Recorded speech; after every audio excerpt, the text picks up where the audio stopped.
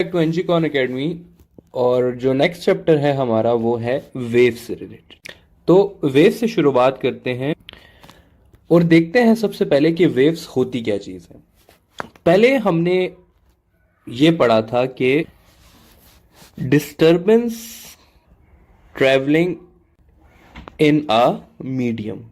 ठीक है, तो ये हमने डेफिनेशन पढ़ी थी वेव्स की, लेकिन मैं इस डेफिनेशन से डिसएग्री करता हूं।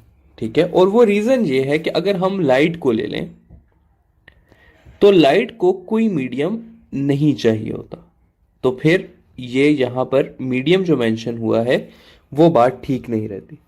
तो वेव्स की अगर हम सिंपल जो है वो डेफिनेशन को देखना चाहते हैं तो सिंपली आप लिख सकते हैं कि energy carriers are called as waves. जितनी भी वेव्स होती हैं स्टूडेंट्स, वो सारी की सारी क्या होती हैं? एनर्जी कैरियर्स होती ही होती हैं। ठीक है, चाहे आप लाइट ले लें, साउंड ले लें, वाटर वेव्स ले लें, तो वेव का काम क्या है? वो एक जगह से एनर्जी दूसरी जगह पे लेके जाती है। आगे हम थोड़ी सी देखते हैं क्लासिफिकेशन ऑफ वेव्स। ठीक है, कि हम वेव्स को कैसे क्लासिफाई करते हैं। तो क्लासिफिकेशन को थोड़ा सा देख लेते हैं। अच्छा, अब क्लासिफिकेशन जो है स्टूडेंट्स हमारे पास वो दो तरीके से होती है वेव्स की।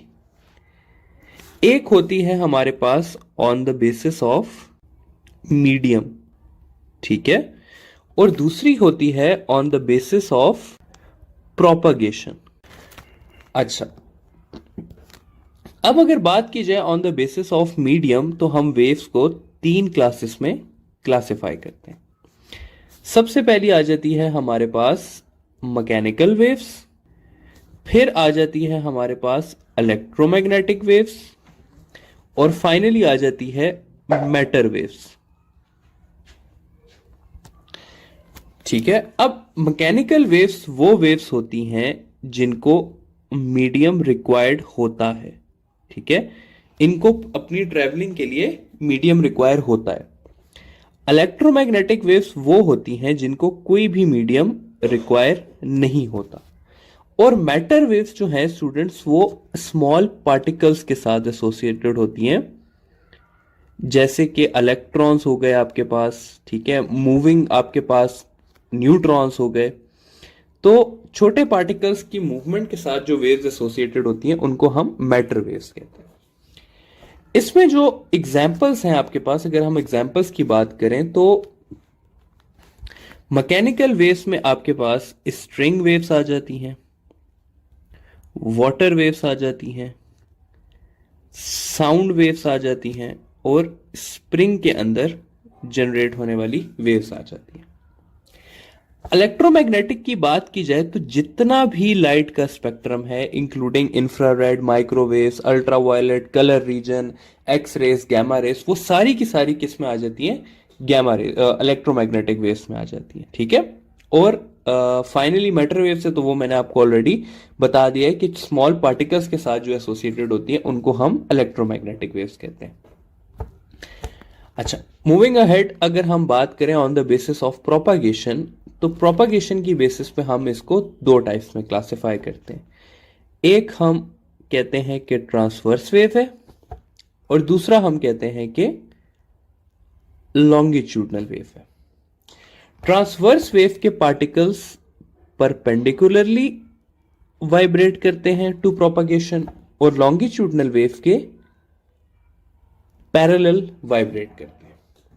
अब अगर इसी तरह जिस तरह हमने पहले देखा था हम एग्जाम्पल्स देख लें, तो ट्रांसवर्स वेव की एग्जाम्पल्स में आपके पास आ जाएगा स्ट्रिंग के अंदर जनरेट होने वाली वेव्स, फिर साथ आ जाएगा वाटर वेव्स, और लाइट का जितना भी स्पेक्ट्रम है वो सारा का सारा ट्रांसवर्स वेव की फॉर्म में ट्रेवल करता है। अब कुछ लोगों का कहना होता है कि लाइट जो है वो इलेक्ट्रोमैग्नेटिक है, वो ट्रांसवर्स में नहीं आती, लेकिन ऐसा नहीं है। अगर आपको एमसीक्यूज में आएगा तो आपने जो है उसको ट्रांसवर्स करना है, क्योंकि light is a transverse wave. ठीक है, अगली चीज फाइनली लॉन्गिट्यूडनल वेव्स आ गई, तो इसमें जो हमारी किताब में इंपॉर्टेंट है वो साउंड है, और आपके पास स्प्रिंग के अंदर जनरेट होने वाली वेव्स हैं। ठीक है, अब ये क्लासिफिकेशन स्टूडेंट्स काफी इंपॉर्टेंट है क्योंकि इससे आपसे सवाल आ सकते हैं कुछ इस तरह से। लेट से मैं कहता हूं, एक सवाल कर लेते हैं हम कि which of the following is correct, बल्कि इनकरेक्ट को देख लेते हैं, इज इनकरेक्ट। ऑप्शन में लिख लेते हैं हम all longitudinal waves are mechanical। ठीक है। बी में लिख लेते हैं हम all mechanical waves require medium। C option लिख लेते हैं हम कि all mechanic बल्कि all transverse waves are mechanical। और डी ऑप्शन लिख लेते हैं कि is a transverse electromagnetic wave। ठीक है, तो ये सारी चीजें हैं जो कि हम लिख लेते हैं। तो अब बारी बारी एक एक ऑप्शन को देखते हैं। सबसे पहला ऑप्शन अपना देखते हैं। तो सबसे पहला ऑप्शन अगर हम देखें तो सबसे पहले ऑप्शन में है जी कि all longitudinal waves are mechanical. तो क्या ये बात ठीक है? हम देखते हैं साउंड को और स्प्रिंग को, क्या ये दोनों मैकेनिकल हैं? हाँ जी मैकेनिकल है, तो ये बात बिल्कुल ठीक है। All mechanical waves require medium, तो जितनी भी मैकेनिकल वेव्स हैं वो उनको मीडियम चाहिए होगा, ये वाली बात भी ठीक है। आखिरी बात देखें, light is a transverse electromagnetic wave, तो लाइट जो है वो ट्रांसवर्स भी है और इलेक्ट्रोमैग्नेटिक भी है, तो light is a transverse electromagnetic wave. और फाइनली अगर हम बात करें कि all transverse waves are mechanical, तो ये बात गलत है। ठीक है, क्यों गलत है? क्योंकि अगर हम लाइट की बात करें तो वो एक ट्रांसवर्स वेव है, लेकिन वो मैकेनिकल नहीं है, वो इलेक्ट्रोमैग्नेटिक है। तो इस तरह के सवाल जो है स्टूडेंट्स वो आप लोगों से पूछे जा सकते हैं। ठीक है,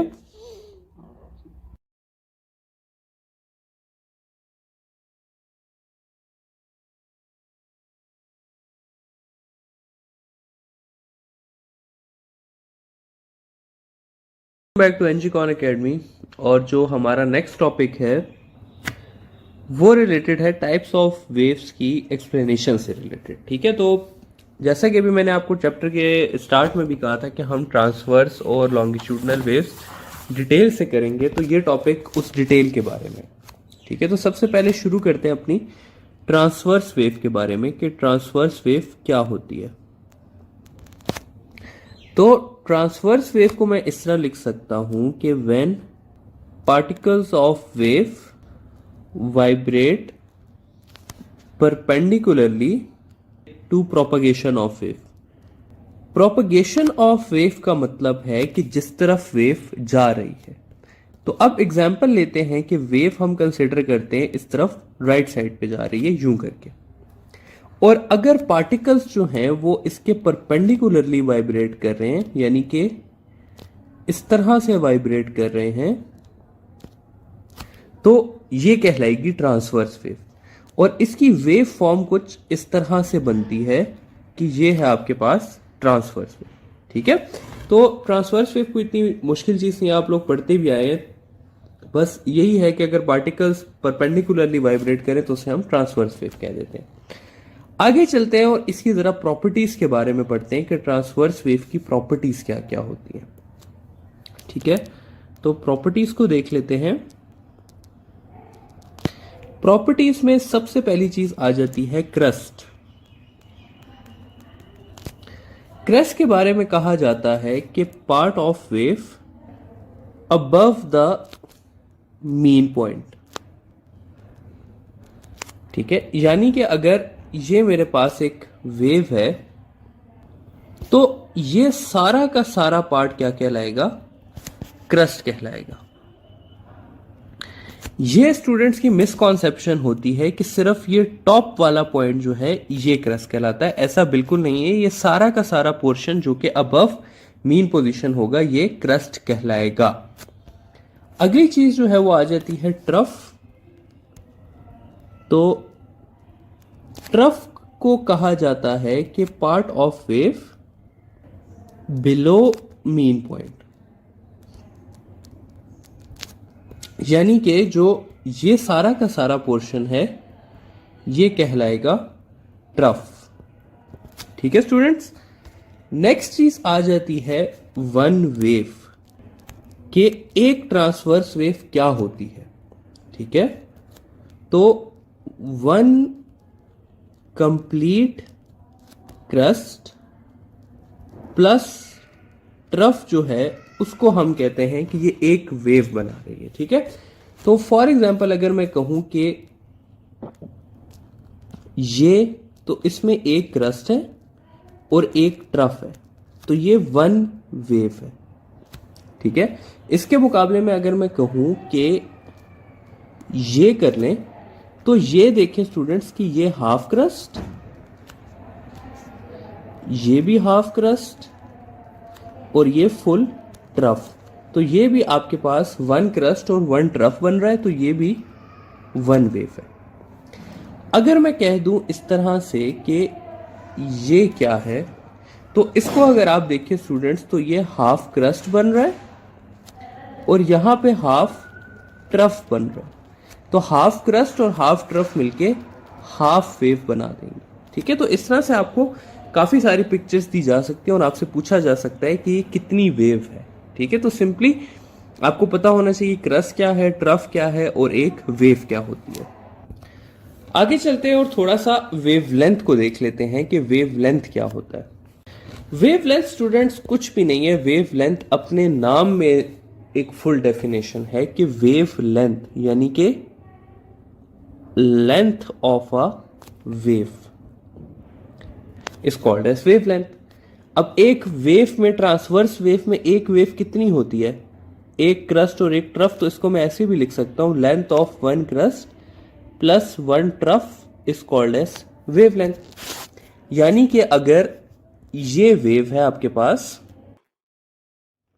इस तरह से, तो ये एक क्रस्ट और एक ट्रफ मिलके जितनी लेंथ बना रहे हैं वो इसकी वेवलेंथ कहलाएगी।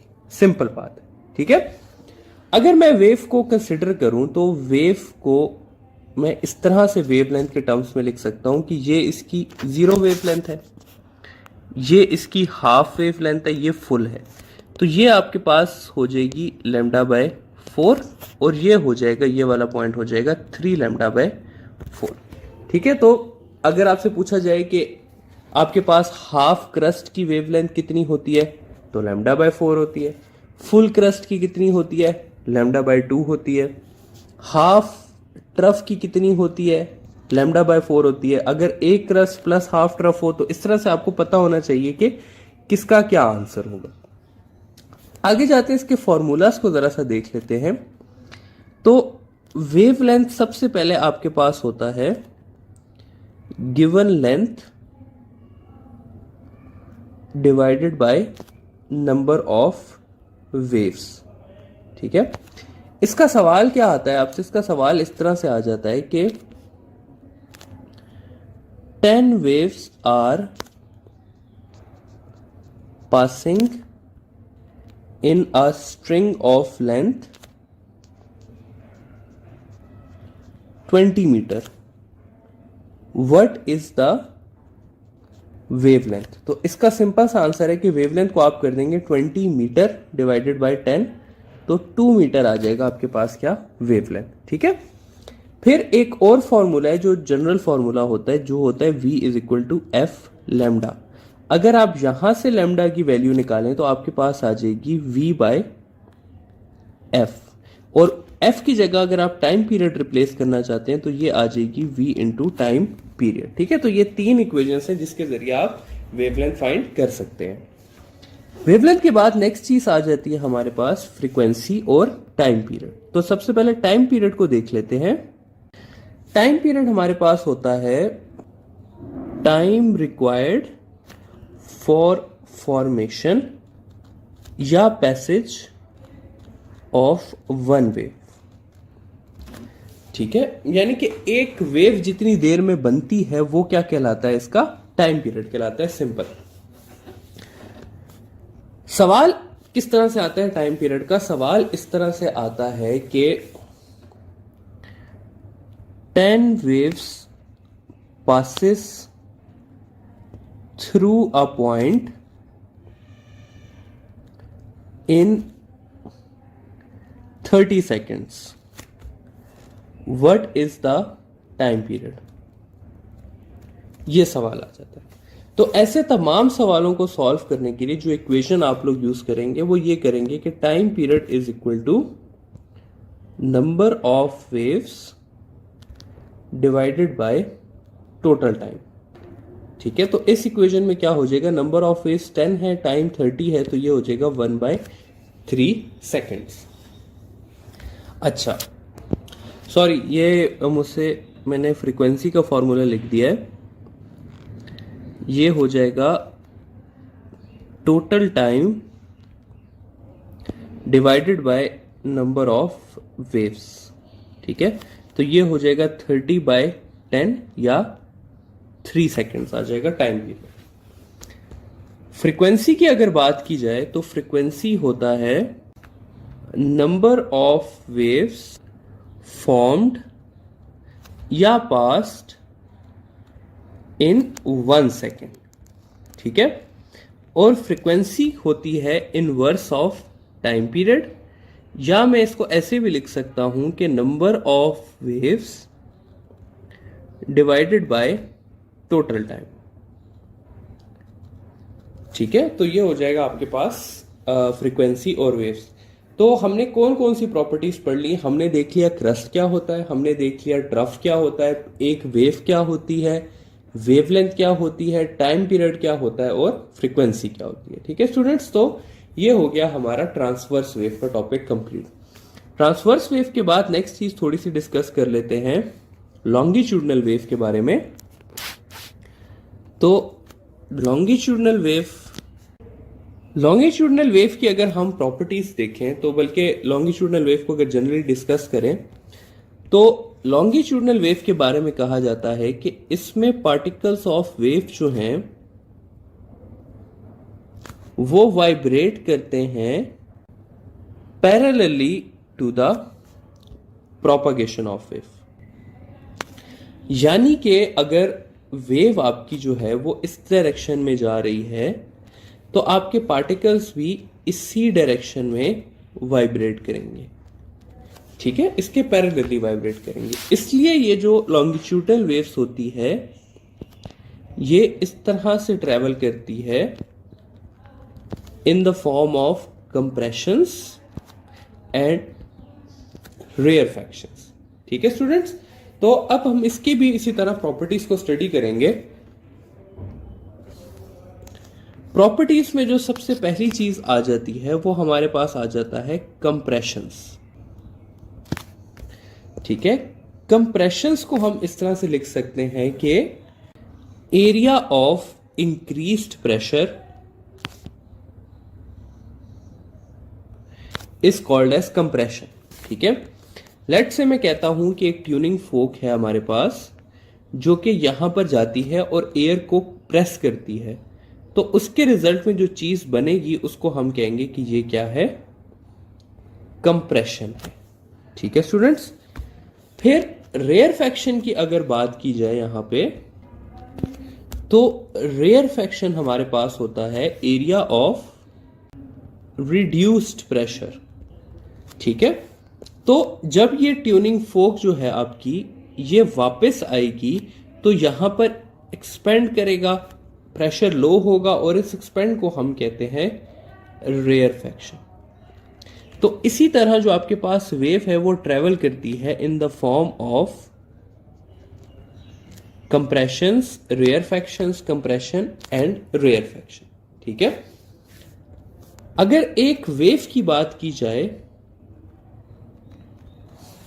तो इसमें एक वेव होती है 1 कंप्रेशन +1 रेयरफैक्शन। ठीक है, तो एक कंप्रेशन और एक रेयरफैक्शन मिलके हमारे पास क्या बनाता है, एक वेव कंस्टिट्यूट करती है। तो अगर मैं यहां पर एक वेव को करना चाहूं तो यहां से लेकर यहां तक जो होगी वो क्या होगी, वन वेव होगी। ठीक है, नेक्स्ट ही स्टूडेंट्स हम जाएंगे उसी तरह वेवलेंथ पे। तो वेवलेंथ भी हमारे पास इक्वल होगा लेंथ ऑफ वन वेव या one compression and one rarefaction. ठीक है, तो वेवलेंथ की इक्वेशन सेम रहेंगी आपके पास कि wavelength is equal to v by f या v इंटू टाइम पीरियड या total length divided by number of waves. ठीक है, फिर आगे टाइम पीरियड पे आएंगे तो टाइम पीरियड भी वही रहेगा कि number of waves time required for one wave is called as time period. और फॉर्मूला अगेन वही रहेगा कि time period is equal to total time divided by number of waves या फिर 1/f। और फाइनली अगर हम बात करें फ्रीक्वेंसी की तो फ्रीक्वेंसी इक्वल हो जाएगी number of waves in 1 second. ठीक है, या उसको लिखा जा सकता है 1/t या number of waves divided by total time. तो ये हो गया हमारे पास लॉन्गिट्यूडनल वेव और ट्रांसवर्स वेव की थोड़ी सी डिटेल। फर्दर थोड़ा सा आगे जाते हैं और डिस्कस कर लेते हैं यहां पर एक दो छोटी छोटी टाइप्स को, जो कि है हमारे पास, जिसमें पहली आती है प्रोग्रेसिव वेव। प्रोग्रेसिव वेव्स के प्रोग्रेसिव वेव्स क्या होती हैं? तो प्रोग्रेसिव वेव्स की डेफिनेशन कुछ इस तरह से है कि वेव्स विच कैरी बल्कि which travels from one point to another. ये स्टूडेंट्स एग्जैक्ट डेफिनेशन नहीं है, लेकिन ये आपके काम की डेफिनेशन है। ठीक है, फॉर एग्जाम्पल अगर मैं बात करूं लाइट की, लाइट जो है वो एक जगह से दूसरी जगह पे ट्रेवल करती है। मैं बात करूं साउंड की, तो अगर मैं यहां से बोलूंगा तो जो मेरे पास बंदा होगा मेरी आवाज उस तक जाएगी। ठीक है, यानी कि वो वेव ट्रेवल करेगी। वाटर वेव्स की, वाटर वेव्स भी क्या होती हैं कि अगर ये एक पूल है तो अगर इस वाटर में स्टोन फेंकेंगे तो स्टोन से एक वेव जो जनरेट होगी वो यहां पर आगे की तरफ ट्रेवल करेगी। ठीक है, तो ये कुछ एग्जांपल है आपके पास प्रोग्रेसिव वेव्स की। जबकि अगर नॉन प्रोग्रेसिव वेव्स को देखें तो उसमें आपके पास स्टैंडिंग वेव्स आ जाती हैं। स्टैंडिंग वेव्स अगर आप देखें स्टूडेंट्स, तो इस तरह से एक स्ट्रिंग है, यहां से वेव गई, यहां से वापस आ गई, ये कहीं ट्रेवल नहीं कर रही। ठीक है, इसी तरह अगर ऑर्गन पाइप के अंदर स्टैंडिंग वेव्स हैं तो वो भी ट्रेवल नहीं कर रही। तो अगर आपसे पूछा जाए कि इनमें से कौन सी जो है वो प्रोग्रेसिव वेव नहीं है, तो आपका आंसर होगा कि स्टैंडिंग वेव्स जो है वो प्रोग्रेसिव वेव्स नहीं होती। ठीक है, तो ये आपकी हो गई टाइप्स ऑफ वेव्स की डिटेल। अब हम जाएंगे वेलोसिटी ऑफ वेव्स पे।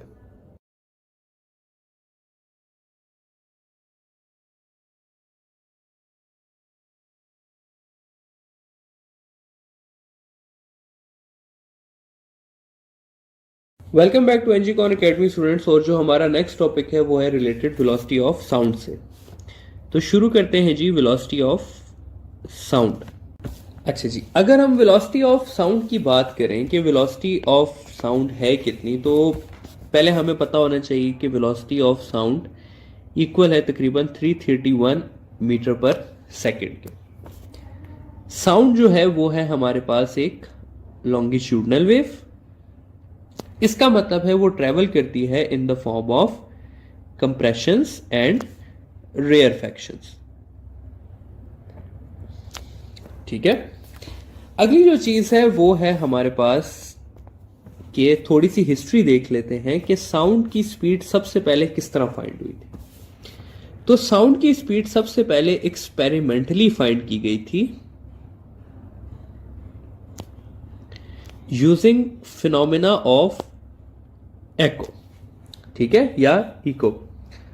तो इसमें हुआ क्या था कि 17th सेंचुरी में एक फ्रेंच साइंटिस्ट था, उन्होंने क्या किया था कि दो पहाड़ के बीच में डिस्टेंस मेजर कर लिया था कि भाई इस पहाड़ से इस पहाड़ के बीच में जो डिस्टेंस है वो ऐसे।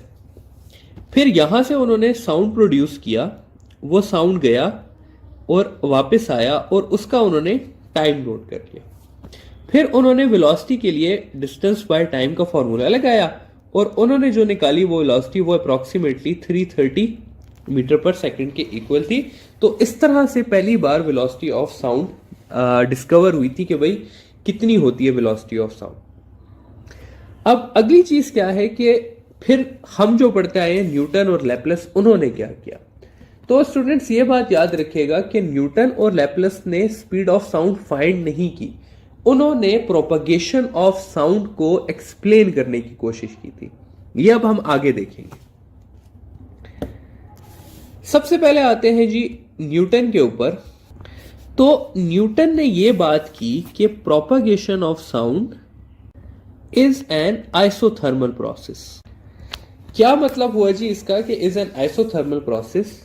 तो उसने ये कहा कि अगर साउंड जा रहा है कंप्रेशंस और रेयरफैक्शंस की फॉर्म में, तो जितना टेम्परेचर हमारे पास कंप्रेशन का होगा वही टेम्परेचर हमारे पास रेयरफैक्शन का भी होगा। कंप्रेशन के दौरान जो हीट जनरेट होगी वो इन्वायरमेंट में एस्केप कर जाएगी और फिर रेयरफैक्शन के दौरान वही हीट इन्वायरमेंट से वापस वेव के अंदर इंटर कर जाएगी। ठीक है, मतलब क्या है कि कंप्रेशन में हीट जनरेट होती है जो कि बाहर निकल गई और फिर रेयरफैक्शन में यही हीट वापस अंदर चली गई और टेम्परेचर रेयरफैक्शन का और कंप्रेशन का क्या रहा, सेम रहा। ठीक है, तो ये बात की थी हमारे पास न्यूटन ने। तो अगर आपसे न्यूटन के बारे में सवाल किया जाए कि according to Newton during compression तो हीट के साथ क्या होगा, तो heat will be released into the environment. फिर ड्यूरिंग रेयरफैक्शन क्या होगा, heat will be absorbed from the environment. Temperature of compression और रेयरफैक्शन की बात की जाए तो वो क्या होगा, इक्वल होगा। अगली चीज, न्यूटन ने इस थ्योरी के जरिए इलास्टिसिटी को रिप्लेस किया प्रेशर से और जो हमारे पास लॉन्गिट्यूडनल वेव की इक्वेशन थी उसको कुछ इस तरह से मॉडिफाई किया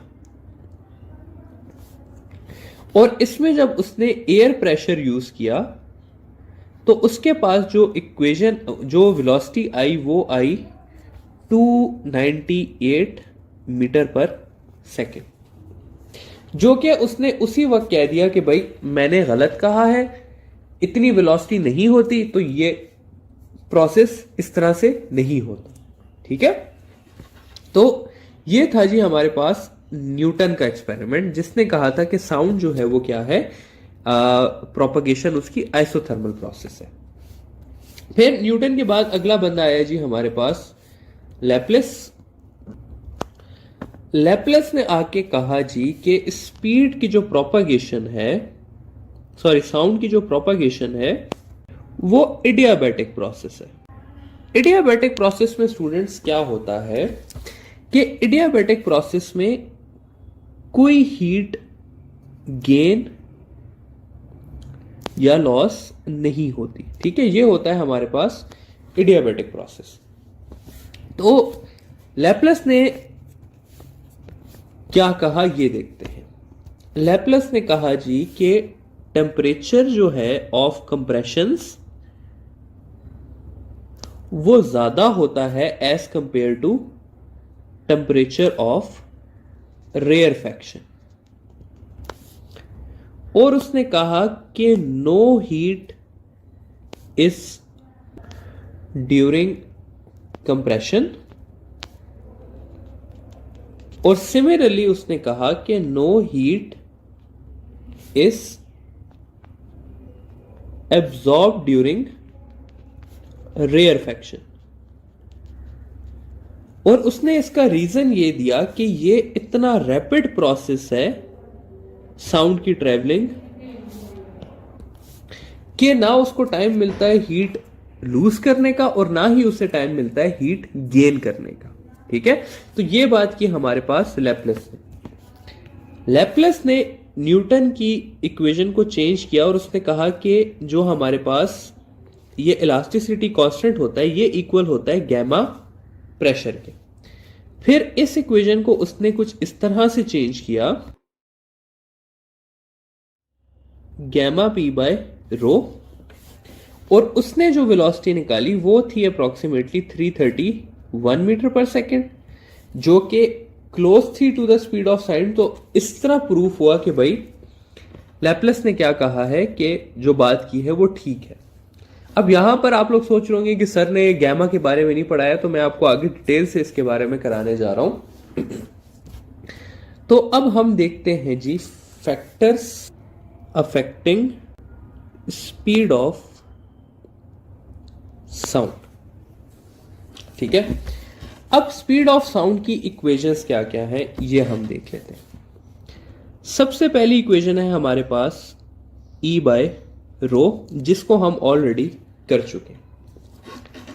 सेकंड जो लैपलेस ने इसकी इक्वेशन चेंज की वो थी गैमा पी बाय रो, और P को अगर मैं रिप्लेस करूं तो मैं इसको इस तरह से भी कर सकता हूं जनरल गैस इक्वेशन से, कि मैं इसको चेंज करके लिख दूंगा gamma R T by M. ठीक है, मैंने जनरल गैस इक्वेशन से P को रिप्लेस किया है nRT से। तो अब अगर मैं इन तीनों इक्वेशंस को कंसिडरेशन में लूं तो सबसे पहला आ जाता है रिलेशन विथ इलास्टिसिटी कांस्टेंट। ये मैंने आपको बताया था पहले भी कि ये इंटर मैटर के लिए इंपॉर्टेंट है। इस वजह से वेलोसिटी ऑफ सॉलिड जो है वो ग्रेटर होती है वेलोसिटी ऑफ लिक्विड और वेलोसिटी ऑफ गैसेस से। तो कभी अगर आपके पास कंपैरिजन आ जाए सॉलिड, लिक्विड और गैसेस का, तो आपने कुछ भी नहीं सेकंड थॉट रखनी, आपको डायरेक्ट इसका आंसर पता होना चाहिए कि सॉलिड में ज्यादा होगी, लिक्विड्स में सेकंड पे, और फिर सबसे कम गैसेस में होगी। ठीक है, क्योंकि ई जो है वो पार्ट प्ले करता है। सेकंड जो है वो अब हम देख लेते हैं अफेक्ट ऑफ प्रेशर। अब अफेक्ट ऑफ प्रेशर क्या है जी, कि वेलोसिटी और प्रेशर जो है वो इस तरह से रिलेटेड है। तो अगर मैं कहूं कि मैं प्रेशर को 2 टाइम्स करता हूं तो वेलोसिटी कितने टाइम्स होगी, तो इसका आंसर होगा नो अफेक्ट ऑन वेलोसिटी। ठीक है, रीजन इसका यह है कि जब मैं प्रेशर ज्यादा करूंगा तो डेंसिटी भी ज्यादा हो जाएगी और वेलोसिटी क्या रहेगी, सेम रहेगी। इसलिए मैं लिख सकता हूं कि velocity is independent of pressure. ठीक है, थर्ड चीज को डिस्कस कर लेते हैं। थर्ड है हमारे पास अफेक्ट ऑफ गैमा। अब गैमा के लिए स्टूडेंट्स आपने याद रखना है कि मोनो एटॉमिक गैसेस के लिए गैमा की वैल्यू है 1.6, डाई एटॉमिक गैसेस के लिए इसकी वैल्यू है 1.4, और पॉली एटॉमिक के लिए इसकी वैल्यू है 1.2। और जो हम एयर लेते हैं, ठीक है, एयर को आप 90% आपका, क्योंकि नाइट्रोजन और ऑक्सीजन से बना हुआ है 99%, ये दोनों क्योंकि डाई एटॉमिक है इसलिए एयर के लिए हम इसको 1.4 ही लेते हैं। और लैपलेस ने भी इसको कितना लिया था, 1.4 लिया था। तो अगर मैं वेलोसिटी कंपेयर करूं तो वेलोसिटी जो है, क्योंकि उसका डायरेक्ट रिलेशन है गैमा के साथ, इस वजह से velocity of mono atomic gases सबसे ज्यादा है, फिर डायटॉमिक गैसेस, और फाइनली पॉली एटॉमिक गैसेस में। ठीक है, तो मोनो एटॉमिक गैसेस में स्पीड ऑफ साउंड सबसे ज्यादा होती है, फिर डायटॉमिक में, और फिर पॉली एटॉमिक में, और रीजन क्या है इसका, गैमा है, कि गैमा की वैल्यू सबसे ज्यादा मोनो एटॉमिक के लिए, फिर डाई के लिए और फिर पॉली एटॉमिक के लिए। इन तीन रिलेशंस को पढ़ने के बाद अब जो नेक्स्ट रिलेशन हम देखेंगे वो है विद मॉलिक्यूलर वेट। अच्छा जी, मॉलिक्यूलर वेट के साथ वेलोसिटी का इनवर्स का रिलेशन है। ठीक है, यहां से आप देख सकते हैं मॉलिक्यूलर वेट के साथ इनवर्स का रिलेशन है, यानी कि जितना मॉलिक्यूलर वेट ज्यादा होगा वेलोसिटी आपके पास क्या होगी, कम होगी। लेकिन इससे ज्यादा जो है ना, वो इसकी जो इंपॉर्टेंस है वो ये इक्वेशन है कि v1/v2 is equal to m2/m1। सवाल इससे क्या आता है, सवाल इस तरह से आ जाएगा, what is the ratio of speed of sound in hydrogen and helium. ठीक है, ये सवाल आ जाएगा आपके पास कि स्पीड ऑफ साउंड आपने फाइंड करनी, यानी कि आपने velocity of hydrogen divided by velocity of helium find करना है। तो इसके लिए हल क्या होगा आपके पास, हल सिंपल होगा कि आप यहां पर लिख देंगे velocity of hydrogen divided by velocity of helium is equal to molecular mass of helium divided by molecular mass of hydrogen. Molecular mass of helium है मेरे पास 4, हाइड्रोजन है 1, तो ये हो जाएगा 2। तो इनका रेशो कितना आएगा, 2 आएगा। ठीक है, तो इस तरह से आपको कोई भी दो मॉलिक्यूल्स दिए जा सकते हैं और उनकी वेलोसिटी का रेशो पूछा जा सकता है। फाइनली जो एक रिलेशन आपके पास बच जाता है वो बचता है विद टेम्परेचर। तो टेम्परेचर को देख लेते हैं। अच्छा, टेम्परेचर के साथ जो है स्टूडेंट्स वो है इसका रिलेशन डायरेक्ट, यानी कि वेलोसिटी और टेम्परेचर इस तरह से डायरेक्टली रिलेटेड है। और अगेन इसको मैं इस तरह से लिखूंगा कि V नॉट बल्कि VT over V naught is equal to TT over T naught. और इसमें क्या है कि इसमें V नॉट जो है वो आपकी इनिशियल वेलोसिटी है, VT जो है वो आपकी वेलोसिटी एट टेम्परेचर T है, T नॉट जो है वो आपका इनिशियल टेम्परेचर है, और TT जो है वो आपका फाइनल टेम्परेचर है। ठीक है, लेकिन इसमें जो स्टूडेंट सबसे ज्यादा कॉमन मिस्टेक है और जो बच्चे मैंने रिपीटेडली देखा है कि करते हैं, वो ये करते हैं कि इसको सेल्सियस में ले देते हैं। इसमें सेल्सियस यूज करना गुनाह है। ये दोनों टेम्परेचर्स आपके पास केल्विन्स में है। ठीक है, ये सेल्सियस में नहीं है स्टूडेंट्स, ये केल्विन में है। आपको मैं रिपीटेडली बता रहा हूं कि इनमें अगर आपने सेल्सियस यूज किया तो आपका आंसर गलत आएगा। ठीक है, ये आपने याद रखना है। क्वेश्चन कर लेते हैं एक के at 0 degree velocity of sound is 330 metre per second. What will be the velocity at 819 degree. ये मैंने बेसिकली फाइंड कर लिया। ठीक है, तो अगर मैं इसको फाइंड करना चाहूंगा तो मैं लिख दूंगा कि VT divided by V naught is equal to TT by T naught. तो V नॉट है मेरे पास यहां पर 330, बल्कि सबसे पहले आपने करनी है कन्वर्जन। तो TT हो जाएगा 819 प्लस 273, ये हो जाएगा मेरे पास 1092 केल्विन, जबकि T नॉट हो जाएगा 0 प्लस 273 और ये हो जाएगा 273 केल्विन। अब जब मैं ये इस इक्वेशन में डालूंगा तो मेरे पास बच जाएगा VT over 330 is equal to 1092 divided by 273 whole under the root. इसका आंसर आ जाएगा 4 अंडर रूट, या इसको मैं सिंपल लिख सकता हूं 2, और VT हो जाएगा 330 into 2 which is equal to 660 metre per second. तो 819 पे कितना हो जाएगा, वो वेलोसिटी ऑफ साउंड तकरीबन डबल हो जाएगी। ठीक है, तो ये इस तरह के सवाल आपसे पूछे जा सकते हैं।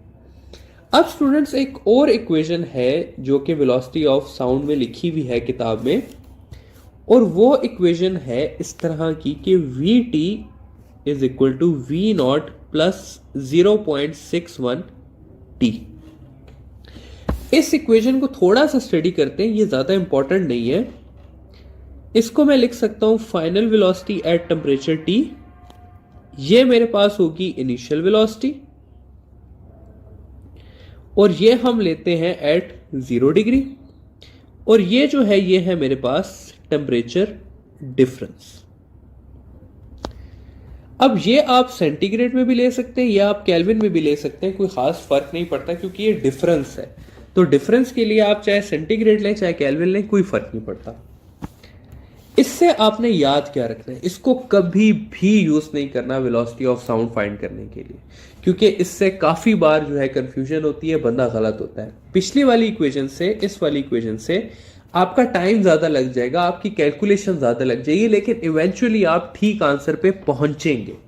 ठीक है, तो ये इक्वेशन आपने नहीं यूज करनी, लेकिन इसका एक वक्त पे यूज आता है।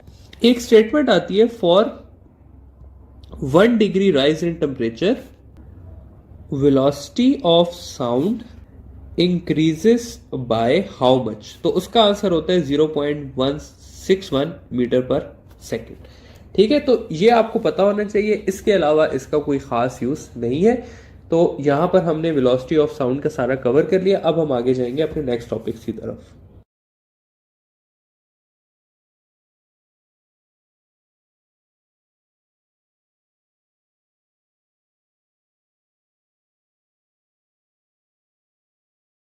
टू एनजीकॉन एकेडमी स्टूडेंट्स, और अभी जो है हम बीच में एक छोटे से 2 टॉपिक्स करेंगे जिनसे मैंने देखा है कि सवाल आ जाते हैं इस वजह से, और ये आपको आगे इंटरफेरेंस वाले टॉपिक में काम आएंगे। तो सबसे पहला जो आपके पास सवाल है, वो टॉपिक है, वो आ जाता है इंटेंसिटी ऑफ वेव के बारे में। ठीक है, इंटेंसिटी को हम इस तरह से डिफाइन कर सकते हैं कि number of waves passing through unit area. ठीक है, मतलब क्या है इसका, मतलब यह है कि मैं एरिया ले लेता हूं, एक इक्वल एरिया मैंने ले लिया दोनों जगहों पे। मैं कहता हूं जी कि इस एरिया में से 3 वेव्स पास कर रही हैं, इसमें से 1 वेव पास कर रही है, तो इसकी इंटेंसिटी ज्यादा होगी एज कंपेयर टू इसकी इंटेंसिटी। तो बेसिकली नंबर ऑफ वेव्स जो है वो आपके पास क्या बनाती है, इंटेंसिटी बनाती है। इंटेंसिटी का जो वैसे ओरिजिनल फॉर्मूला है वो है कि इंटेंसिटी जो है हमारे पास वो इक्वल होती है E बाय ए टी के। ठीक है, जिसमें E जो है एनर्जी है, A जो है वो एरिया है, और T जो है वो टाइम है। इस इक्वेशन के हिसाब से जो इसका एसआई यूनिट बनता है वो बनता है जाउल पर मीटर स्क्वायर सेकेंड। ठीक है, लेकिन ये इक्वेशन आपके पास इतनी ज्यादा इस्तेमाल नहीं होती। आप लोगों को जो इंटेंसिटी में चीज काम आती है वो 2 चीजें आती हैं। सबसे पहली जो चीज है वो है आपका इंटेंसिटी एंड एम्पलीट्यूड का रिलेशन, और सेकंड जो है वो है आपका intensity and distance from source का रिलेशन। ठीक है, तो एम्पलीट्यूड और इंटेंसिटी आपस में इस तरह से रिलेटेड है कि इंटेंसिटी जो है वो एम्पलीट्यूड के स्क्वायर के साथ रिलेटेड है, या मैं इसको ऐसे लिख सकता हूं कि एम्पलीट्यूड जो है वो इंटेंसिटी के इनवर्स के इक्वल है। तो अगर मैं कहूं कि मैं एम्पलीट्यूड को 2 टाइम्स कर देता हूं तो इंटेंसिटी कितने टाइम्स हो जाएगी, इंटेंसिटी 4 टाइम्स हो जाएगी। और डिस्टेंस फ्रॉम सोर्स और इंटेंसिटी का जो रिलेशन है वो इनवर्स स्क्वायर लॉ से रिलेटेड है।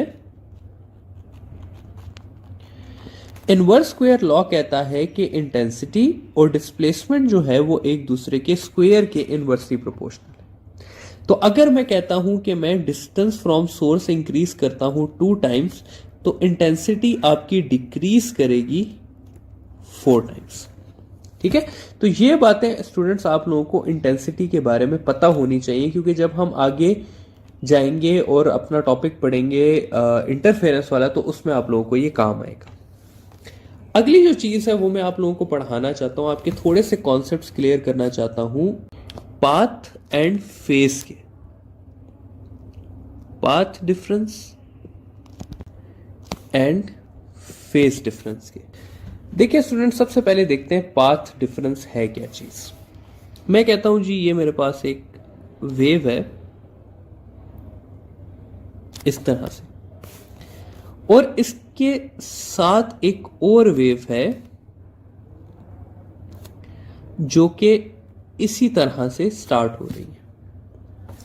अब यहां पर क्या है स्टूडेंट्स के इन दोनों का स्टार्टिंग पॉइंट सेम है, तो इनका पाथ डिफरेंस 0 हुआ, कोई वेव किसी से आगे या पीछे नहीं है। ठीक है, इसके मुकाबले में अगर मैं कहूं कि मेरे पास एक वेव है यहां पर और एक और वेव है जो यहां से स्टार्ट कर रही है, तो अब इनमें पाथ डिफरेंस क्या है।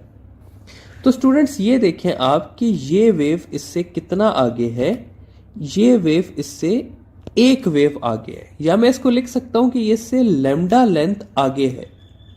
इनके इसके ऊपर वाली 1 वेव और 2 वेव के बीच में कितनी लेंथ का डिफरेंस है, तो 1 लैम्डा का। तो यहां पर मैं लिख दूंगा कि इनका पाथ डिफरेंस क्या है, 1 लैम्डा है। ठीक है, फिर आगे एक और केस कर लेते हैं। मैं कहता हूं जी कि एक वेव इस तरह से है मेरे पास और दूसरी वेव शुरू हो रही है मेरे पास, लेट से यहां से शुरू हो रही है। ठीक है, अब अगर आप इसको कंपेयर करें यहां पे, तो यहां से लेकर यहां तक एक वेव हो गई और यहां से यहां तक हाफ वेव हो गई।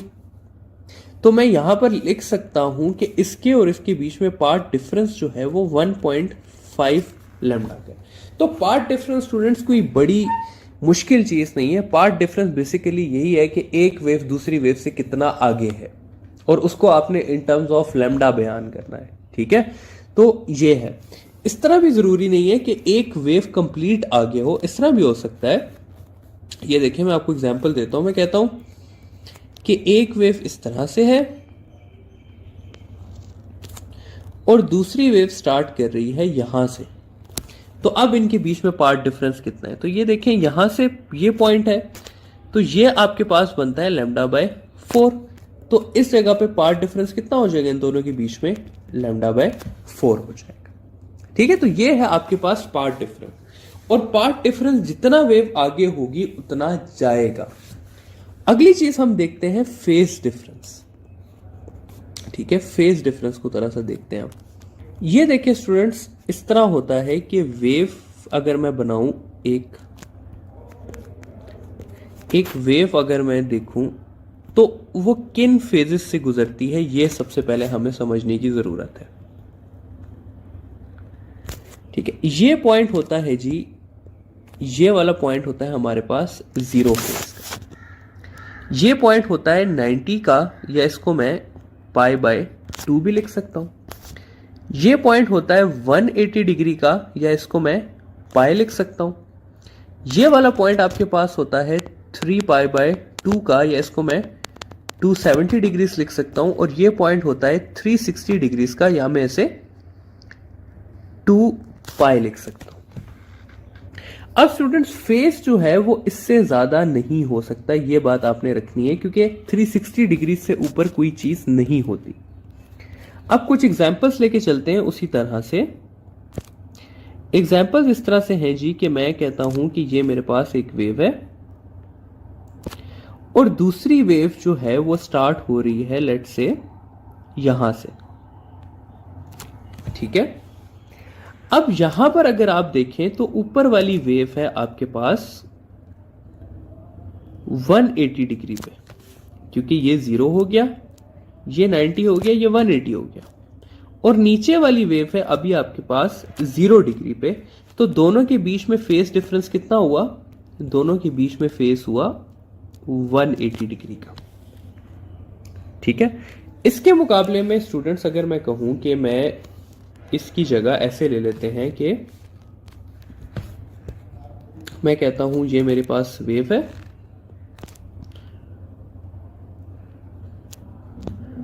और एक वेव लेट से स्टार्ट हो जाती है यहां से स्टार्ट हो जाती है। ठीक है। अब अगर आप यहां पर देखें स्टूडेंट्स तो ये इस वेव का 0 डिग्री है, ये 90 डिग्री है, ये 180 डिग्री है, यहां पे 0 90 180, फिर अगेन यहां पर 0 90 180, फिर यहां पे अगेन 0 90 180 और यहां पर ये जो है ये 0 पर है। यानी कि जब ऊपर वाली 90 पे थी तो ये 0 पे थी, तो इसका फेज डिफरेंस कितना हो गया? इसका फेज डिफरेंस हो गया 90 डिग्री। ठीक है। इसी तरह 180 भी हो सकता है, इसी तरह 0 भी हो सकता है। लेट से मैं कहता हूं कि नीचे वाली जो वेव है वो आपकी स्टार्ट हो रही है यहां से स्टार्ट हो रही है। ठीक है। तो अब ये भी 0 पे है और ये भी 0 पे है, तो इनके बीच में पाथ डिफरेंस कितना, फेज डिफरेंस कितना हो गया? 0 डिग्री हो गया। ठीक है। तो ये सिंपल है आपके पास पाथ डिफरेंस और फेज डिफरेंस। अब बात ये करते हैं हम कहते हैं जी कि अब सवाल की तरफ आते हैं। अपने सवाल में लिख देता हूं कि path difference between two waves is, कह देते हैं हम कि 3 λ/4। ठीक है। या इसको चलें थोड़ा मुश्किल कर देते हैं, इसको हम बना देते हैं 7 λ/2। ठीक है। तो फेस कितना होगा? फेस डिफरेंस फाइंड करना है। ठीक है। तो अब इसको अगर हम देखें स्टूडेंट्स तो ये इसका मतलब क्या है? इसका मतलब ये है कि एक वेव है इस तरह से और दूसरी वेव उससे कितना आगे है? 7 λ/2 या 3.5 वेव्स। तो ये 1 वेव, ये 2 वेव, ये 3 वेव और ये 3.5 वेव। तो दूसरी स्टार्ट हो रही है हमारे पास यहां से इस तरह करके। अब अगर मैं इसका फेज देखूं तो ये 0 डिग्री, ये 90 डिग्री, ये 180 डिग्री और ये 0 पे, तो इनके बीच में फेज कितना होगा? फेज हो जाएगा इनके बीच में 180 डिग्री। ठीक है।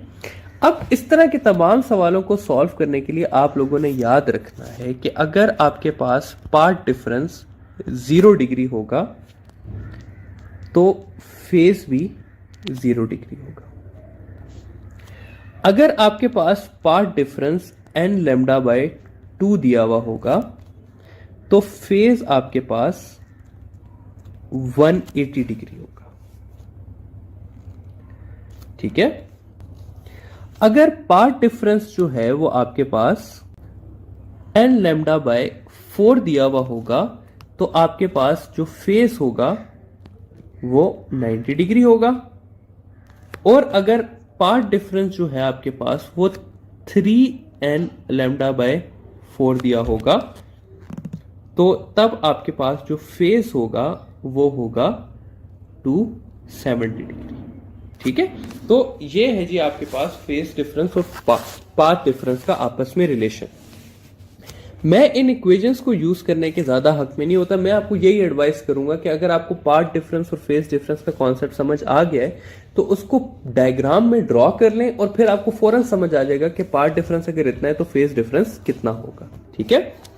तो ये हमारा पाथ डिफरेंस और साथ इंटेंसिटी का टॉपिक खत्म होता है। अब हम आते हैं सुपरपोजिशन की तरफ।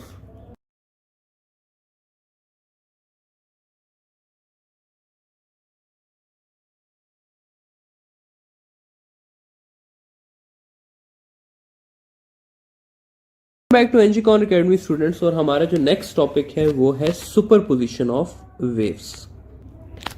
अच्छा जी, सुपरपोजिशन क्या है स्टूडेंट? सुपरपोजिशन है बेसिकली हमारे पास इंटरेक्शन ऑफ टू और मोर वेव्स, बल्कि इसको टू वेव्स ही कर देते हैं क्योंकि हमारे कोर्स में जो है वो टू वेव्स ही है। अब इंटरेक्शन जो है वो है हमारे पास तीन टाइप्स का। इंटरेक्शन हमारे पास इंटरफेरेंस भी हो सकती है, इंटरेक्शन हमारे पास बीट्स की फॉर्म में भी हो सकता है, और इंटरेक्शन हमारे पास स्टेशनरी वेव्स की फॉर्म में भी हो सकता है। ठीक है, सबसे पहले हम बात करते हैं जी इंटरफेरेंस की। तो इंटरफेरेंस के लिए शराइत क्या है कि दो वेव्स कब इंटरफेयर करेंगी? तो दो वेव स्टूडेंट्स हमारे पास तब इंटरफेयर करेंगी जब वो सेम डायरेक्शन में जा रही हो और उनकी सेम फ्रीक्वेंसी हो। बीट्स हमारे पास कब बनेंगी? जब हमारे पास सेम डायरेक्शन हो लेकिन जो फ्रीक्वेंसी है वो स्लाइटली डिफरेंट हो। और स्टेशनरी वेव्स कब बनेंगी? जब दो वेव्स हमारे पास ऑपोजिट डायरेक्शन में जा रही हो और उनकी फ्रीक्वेंसी जो है वो सेम हो। ठीक है, और स्टेशनरी वेव्स के लिए एक और शर्त ये भी है कि उनका फेस जो है वो, बल्कि इसको छोड़ दें आप लोग बस। ठीक है, तो इंटरफेरेंस बीट्स और स्टेशनरी वेव्स की ये शराइतें कि same direction same frequency, same direction different frequency, और opposite direction and same frequency. ठीक है, अब बारी बारी हम इनको डिटेल से करेंगे, जिसमें सबसे पहली चीज जो आ जाती है वो हमारे पास है इंटरफेरेंस। तो इंटरफेरेंस को देख लेते हैं। इंटरफेरेंस अगेन जब टू वेव्स ऐसे रिएक्ट करें कि वो सेम डायरेक्शन में जा रही हो एंड सेम क्या हो उनकी फ्रीक्वेंसी हो, तो तब वो क्या करती हैं? इंटरफेरेंस करती है। इंटरफेरेंस हमारे पास दो टाइप्स की होती है, एक को हम कंस्ट्रक्टिव इंटरफेरेंस कहते हैं, एक को हम डिस्ट्रक्टिव कहते हैं। तो शुरुआत करते हैं अपनी कंस्ट्रक्टिव इंटरफेरेंस से। तो कंस्ट्रक्टिव इंटरफेरेंस को समझने के लिए हम इस तरह करते हैं कि हम कहते हैं कि हमारे पास दो वेव्स हैं, एक ये वेव है, दूसरी हमारे पास ये वेव है। ठीक है, सेकंड सिनेरियो में कंसिडर कर लेते हैं कि एक ये वेव है, दूसरी वेव हमारी यहां से स्टार्ट हो रही है। थर्ड सिनेरियो में इस तरह से कंसिडर कर लेते हैं कि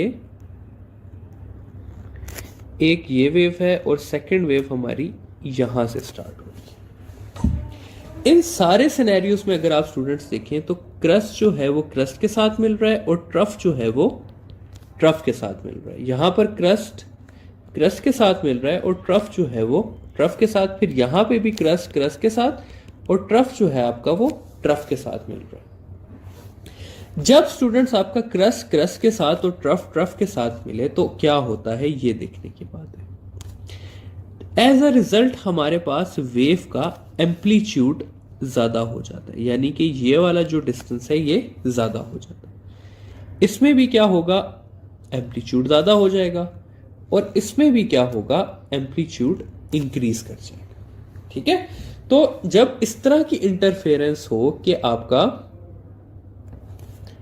क्रस्ट क्रस्ट के साथ मिले और ट्रफ ट्रफ के साथ मिले तो क्या होता है? कंस्ट्रक्टिव इंटरफेरेंस होती है। अब यहां पर देखने वाली बात क्या है वो देखें आप लोग।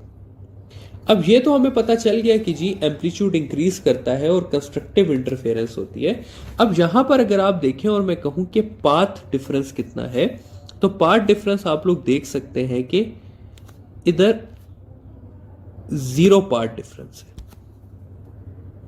अगर मैं इसकी बात करूं तो इसके और इसके बीच में पाथ डिफरेंस कितना है? 1 वेव का है। तो यहां पर पाथ डिफरेंस कितना था? 1 वेव का था। फिर अगर मैं इसकी और इसकी बात करूं तो यहां पर पाथ डिफरेंस कितना था?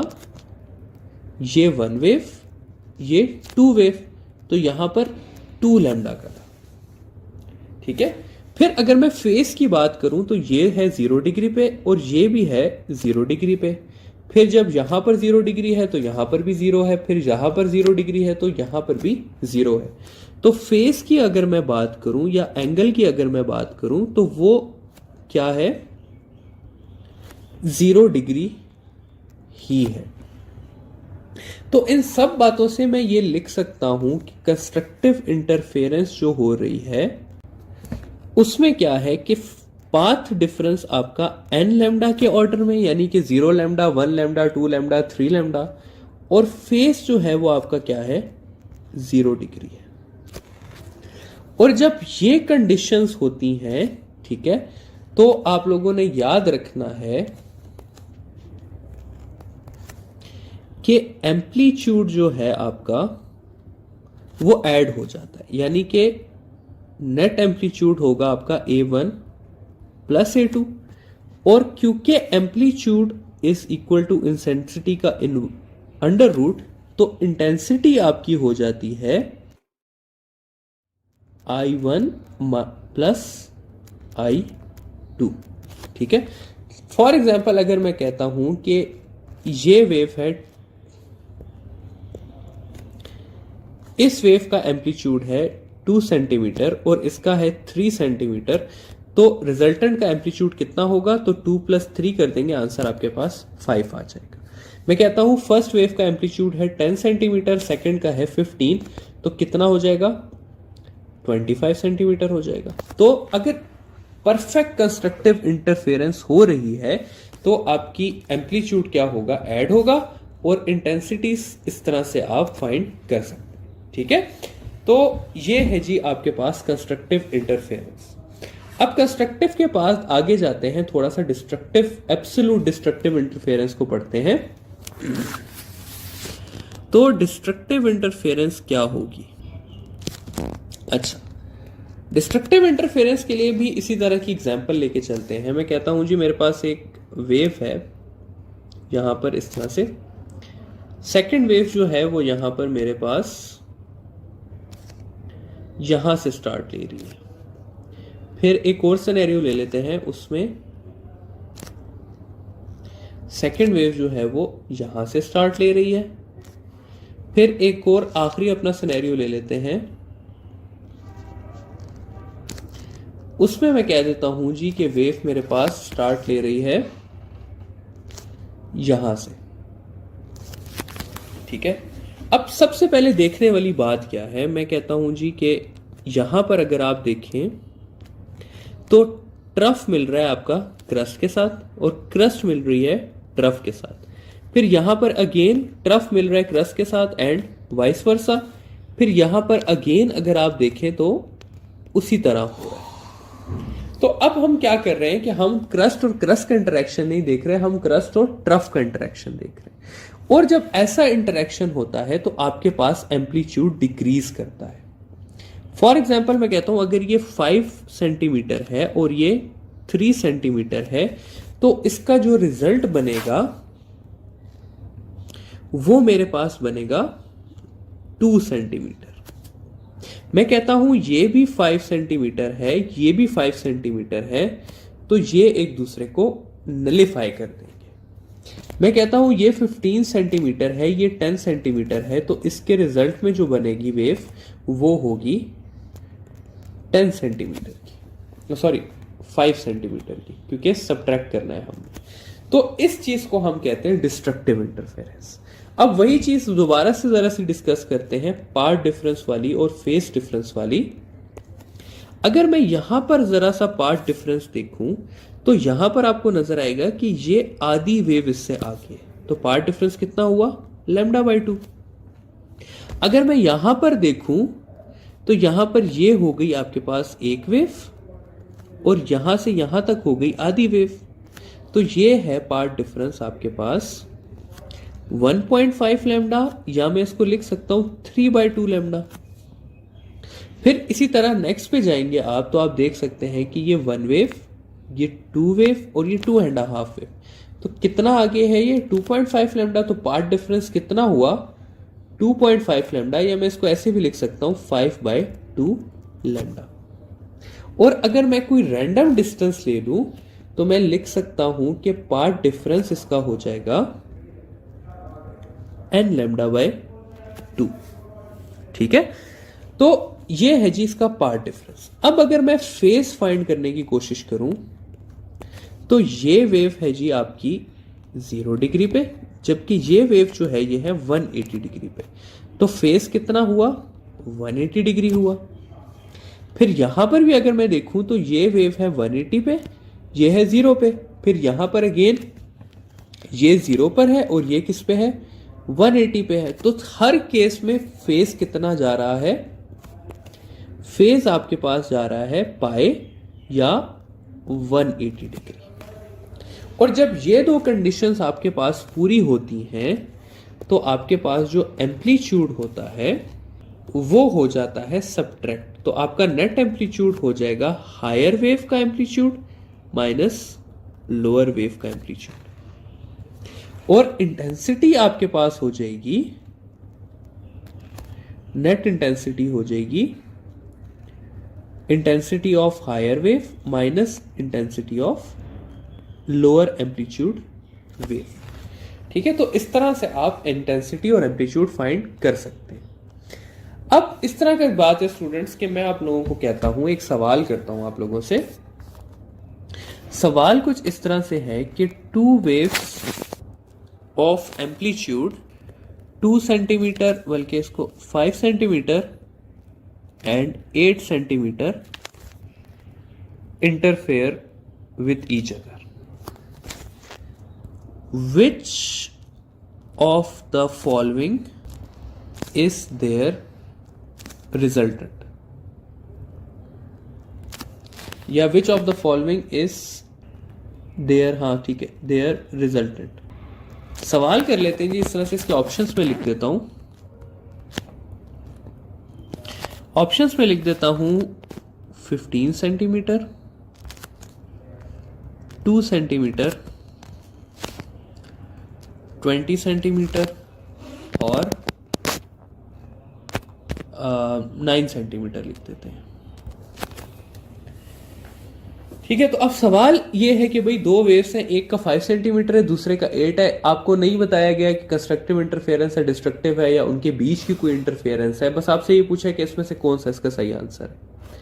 तो इसका सही आंसर मैं आपको पहले बता देता हूं स्टूडेंट्स, इसका सही आंसर है 9 सेंटीमीटर। रीजन क्या है इसका? मैं कहता हूं कि 5 एंड 8 परफेक्ट कंस्ट्रक्टिव इंटरफेरेंस करते हैं। जब इन्होंने परफेक्ट इंटरफेरेंस की तो इनका एम्पलीट्यूड ऐड हो गया और वो आ गया 13 सेंटीमीटर। फिर मैं कंसिडर करता हूं कि ये परफेक्ट डिस्ट्रक्टिव इंटरफेरेंस करते हैं। तो जब ये डिस्ट्रक्टिव इंटरफेरेंस करेंगे तो 8 माइनस 5 हो जाएगा, जो कि हो जाएगा 3 सेंटीमीटर। इसके अलावा अगर ये किसी भी तरह इंटरफेरेंस करते हैं तो इनका आंसर होगा बिटवीन 3 एंड 13। अब अगर आप पहले ऑप्शन को देखें तो 15 सेंटीमीटर 13 से ऊपर है, 2 सेंटीमीटर जो है वो 3 से नीचे है, और 20 सेंटीमीटर अगेन 13 से ऊपर है। सिर्फ एक ही ऑप्शन ऐसा है जो इनके बीच में लाया कर रहा है, और वो है 9 सेंटीमीटर। ये हो गया जी कंस्ट्रक्टिव, परफेक्ट कंस्ट्रक्टिव और परफेक्ट डिस्ट्रक्टिव इंटरफेरेंस के सवाल। अब सवाल ये पैदा होता है स्टूडेंट्स कि ऐसा भी तो हो सकता है कि 2 वेव्स इस तरह से इंटरैक्ट कर लें। मैं कहता हूं एक वेव आपके पास ये है और दूसरी वेव जो है वो आपके यहां से स्टार्ट हो रही है। मैं कहता हूं कि ये वेव जब 0 डिग्री पे थी तो ये वेव 60 डिग्री पे थी। अब क्या होगा? क्योंकि देखें स्टूडेंट्स, यहां पर कंडीशन तो 2 ही है ना, सेम डायरेक्शन भी है और सेम फ्रीक्वेंसी भी है। तो अब इनके एम्पलीट्यूड पे क्या फर्क पड़ेगा? तो जब भी स्टूडेंट्स आपके पास 0 या 180 के अलावा कोई एंगल दिया हुआ हो तो आप लोगों के पास एम्पलीट्यूड फाइंड करने का ये फॉर्मूला है कि एम्पलीट्यूड जो होगा आपका वो हो जाएगा अंडर रूट A1 का स्क्वायर प्लस A2 का square plus A1 A2 cos of theta. तो इस फॉर्मूले से आप एम्पलीट्यूड फाइंड कर सकते हैं, ठीक है। फॉर एग्जाम्पल अगर इसी की बात करूं, मैं कहता हूं कि मैं एक 5 और एक 2 सेंटीमीटर की वेव्स को 60 डिग्री पे इंटरफेयर करती है, तो इनका क्या आंसर होगा ये हम देख लेते हैं। तो ये हो जाएगा मेरे पास 5 का स्क्वायर हो जाएगा 25 प्लस 2 का स्क्वायर हो जाएगा 4 प्लस 5 इंटू 2 हो जाएगा 10 और कॉस हो जाएगा 60। कॉस 60 हमारे पास होता है हाफ, तो ये हो जाएगा मेरे पास 29 प्लस 10 इंटू 0.5, या मैं इसको लिख सकता हूं 29 प्लस 5, तो ये हो जाएगा अंडर रूट 34, ठीक है। तो ये इसका आंसर आ जाएगा। अब एम्पलीट्यूड की जगह अगर मैंने इंटेंसिटी का मुझसे सवाल कर लिया जाए, तो इंटेंसिटी की इक्वेशन कुछ इस तरह से हो जाएगी कि नेट इंटेंसिटी आपके पास आ जाएगी I1 plus I2 plus 2 under root I1 I2 cos of theta, ठीक है। तो इंटेंसिटी इस इक्वेशन से आप सॉल्व कर सकते हैं और एम्पलीट्यूड ऊपर वाली से, अगर आपको कोई रैंडम एंगल दे दिया जाए। तो यहां पर इंटरफेरेंस हमारी एंड होती है। अब हम जाएंगे बीट्स के टॉपिक पे।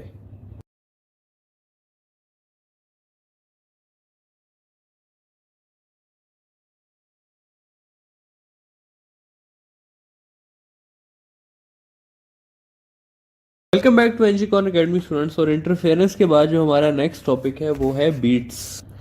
बीट्स के लिए जो कंडीशन मैंने आप लोगों को बताई थी वो मैं आप लोगों को रिवाइज कराता चलूं। तो बीट्स तब बनती हैं कि जब हमारे पास दो वेव्स ऐसे इंटरफेयर करती हैं कि उनका डायरेक्शन सेम होता है और डिफरेंट फ्रीक्वेंसीज। अब अगर मैं आप लोगों को इसका प्रोसेस समझाऊं तो देखिए, इस तरह से कंसिडर करते हैं कि हमारे पास दो वेव्स हैं। एक वेव की फ्रीक्वेंसी इस तरह की है और दूसरी वेव की जो फ्रीक्वेंसी है वो इससे थोड़ी सी ज्यादा है, इस तरह करके, ठीक है। अब स्टूडेंट्स अगर आप यहां पर देखें तो इस जगह पे अगर मैं बात करूं तो क्रस्ट क्रस्ट के साथ मिल रहा है, जबकि अगर मैं इस जगह पे देखूं तो क्रस्ट ट्रफ के साथ मिल रहा है, फिर अगेन क्रस्ट क्रस्ट के साथ मिल रहा है और देन अगेन क्रस्ट ट्रफ के साथ मिल रहा है। तो इसका रिजल्ट कुछ इस तरह से आएगा कि जहां पर हमारे पास क्रस्ट क्रस्ट के साथ मिल रहा होगा वहां पर कंस्ट्रक्टिव इंटरफेरेंस हो जाएगी, फिर स्लोली स्लोली ये डिस्ट्रक्टिव हो जाएगा, फिर दोबारा से कंस्ट्रक्टिव हो जाएगा, फिर स्लोली स्लोली डिस्ट्रक्टिव हो जाएगा। तो जहां जहां पर आपको यहां पर कंस्ट्रक्टिव इंटरफेरेंस हो रही होगी वहां पर आपको बीट्स की आवाज सुनाई देगी अगर आप साउंड यूज कर रहे हैं। अगर लाइट यूज कर रहे होंगे तो फ्लैशेस ऑफ लाइट आएंगे, लेकिन उसको भी हम बीट्स ही कहते हैं, ठीक है। तो ये है जी आपके पास बीट्स का फिनोमेना कि बीट्स कैसे बनती है। अब बीट्स से सवाल क्या आते हैं वो हमारे लिए इंपॉर्टेंट है। बीट्स में अगर हम जाएं तो सबसे पहली चीज आप लोगों को आती है बीट्स पर सेकंड की बात आती है। बीट्स पर सेकंड, बीट्स पर सेकंड को मैं आगे से बीपीएस के फॉर्म में लिखूंगा, तो जहां पर भी मैं बीट्स पर सेकंड लिखना होगा मैं उसको बीपीएस लिख दूंगा। तो बीट्स पर सेकंड का जो फॉर्मूला है वो आप लोगों के पास इक्वल है higher frequency minus lower frequency. मैं यहां पर कभी भी F1 माइनस F2 नहीं लिखूंगा और ना ही मैं आप लोगों को कहूंगा, क्योंकि हमेशा हायर में से लोअर माइनस करना होता है। एक और चीज क्या आप लोगों को आनी चाहिए, एक और चीज जो आप लोगों से पूछ ली जाती है वो आपसे पूछा जाता है इंटरवल बिटवीन बीट्स, या इसी का दूसरा नाम होता है टाइम फॉर वन बीट। तो इन दोनों का फॉर्मूला है 1 डिवाइडेड बाय बीट्स पर सेकंड, ठीक है। तो ये है जी दो कॉमन फॉर्मूला जो आपको आने चाहिए। अब इसके सवाल करना शुरू करते हैं, क्योंकि बीट्स के काफी सारे सवाल हैं जो कि आप लोगों को आने चाहिए। तो सबसे पहले स्टार्ट करते हैं इजी सवाल से। सबसे इजी सवाल है कि 2 tuning forks of frequencies 150 hertz and 145 hertz are vibrated together, how many beats are produced in 1 second. ठीक है, सिंपल फॉर्मूला आप डालेंगे इसके अंदर। फॉर्मूला क्या है आपके पास, बीट्स पर सेकेंड आपसे पूछा हुआ है, आपने करना है हायर माइनस लोअर फ्रीक्वेंसी, तो 150 माइनस 145, तो आपके पास आ जाएगा 5 बीट्स आर प्रोड्यूस्ड पर सेकेंड। कोई मुश्किल चीज नहीं है। इसी में आपसे अगला पार्ट वो पूछ लेगा जी कि what is the time period of 1 beat. तो इसको आप क्या कर लेंगे, आप इसको कर लेंगे कि टाइम के लिए आपको मैंने बताया कि आपने करना है 1 divided by beats per second, वो हो जाएगा 1/5। तो एक बीट को बनने में कितना टाइम लगता है, 1/5 सेकेंड। तो ये आपके पास 2 आसान सवाल हैं जो कि आते हैं। आगे जाते हैं थोड़े से और सवालों की तरफ। तो सवाल आपसे मैं ये कर लेता हूं कि 2 ट्यूनिंग फोक्स, एक की फ्रीक्वेंसी है आपके पास 150 हर्ट्ज, दूसरे की है 135 हर्ट्ज। आपसे सवाल मैं करता हूं, how many beats can be heard. ठीक है, तो आप लोगों को क्या करना है, आप लोगों को यहां पर लिखना है कि बीट्स पर सेकंड का फॉर्मूला 150 माइनस 135, तो कितनी बीट्स बन रही हैं, 15 बीट्स। लेकिन आंसर क्या है इसका, 0। इसका आंसर 0 क्यों है स्टूडेंट्स, ये समझना बहुत जरूरी है। यहां पे आपसे पूछा हुआ है कैन बी हर्ड, कितनी सुनाई देंगी। तो ह्यूमन एयर जो है वो 10 बीट्स पर सेकंड से ऊपर हो जाए तो वो नहीं सुन सकता। ठीक है, इसी सवाल में अगर मैं पूछ लूं कि how many beats are produced, तो फिर आपका आंसर हो जाएगा कि 15 beats per second are produced and 0 beats per second are heard. तो ये आपने याद रखना। ठीक है, एक और सवाल कर लेते हैं। सवाल कुछ इस तरह से है कि 2 ट्यूनिंग फोक्स हैं, एक की फ्रीक्वेंसी है 15 हर्ट्ज और दूसरी की फ्रीक्वेंसी है 10 हर्ट्ज। इनको मैं वाइब्रेट करता हूं, तो सवाल है कि how many beats are produced. तो प्रोड्यूस के लिए सिंपल सा आंसर है हमारे पास कि बीट्स पर सेकंड इक्वल होता है हायर माइनस लोअर, तो 15 माइनस 10 हो जाएगा, जिसका आंसर आ जाएगा 5 बीट्स पर सेकेंड। इसी में अगर मैं आप लोगों से सवाल कर लूं कि how many beats are heard, तो इसका आंसर हो जाएगा 0। अब आप लोग ये सोच रहे होंगे कि ये तो 10 से कम है, तो फिर क्यों 0।